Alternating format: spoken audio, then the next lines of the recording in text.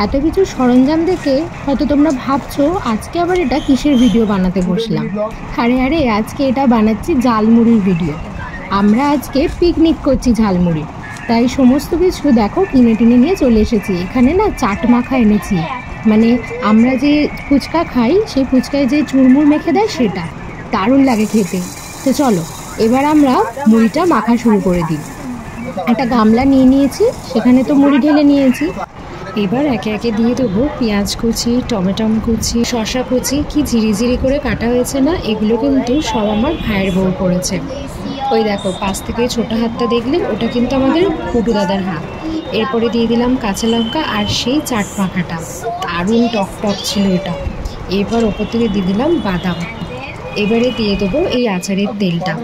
যে কোনো আচারের তেল দিলে কিন্তু ঝালমুড়ির স্বাদ আরও বেড়ে যায়। ব্যাস, এবার দিয়ে দেবো চানাচুর। চানাচুরটা আমরা একটু ঝাল ঝাল আনবো ভেবেছিলাম, কিন্তু সব বাচ্চারা খাবে তো তাই বেশি ঝাল আনিনি।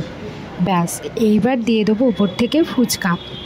ফুচকার এই আইডিয়াটা কিন্তু আমার ভাইয়ের বউয়ের। কোনোদিনও আমি এইভাবে ফুচকা খাইনি, তবে ও বললো খেতে নাকি দারুণ টেস্টি হয়। আর ওপর থেকে দিয়ে দিলাম একটু বিট নুন। ব্যাস, এইবার শুরু হবে মাখা। ঝালমুড়ির কিন্তু আলাদাই টেস্ট হয় মাখানোতে। যত ভালো মাখানো হবে টেস্ট কিন্তু তার হবে দ্বিগুণ। ওপর থেকে আরও একটু আচারের তেল দিয়ে দেওয়া হলো। ওফ, দেখেই যা লোভনীয় লাগছে, মনে হচ্ছে এক্ষুনি তুলে খেয়ে নিই। চলো মাখা কমপ্লিট। এবার আমি তোমাদের দেখাচ্ছি, এই দেখো এটা হচ্ছে আমাদের পুটু দাদা। পুটু দাদা খেয়ে কি বলে শোনো। কেমন হয়েছে? ভালো।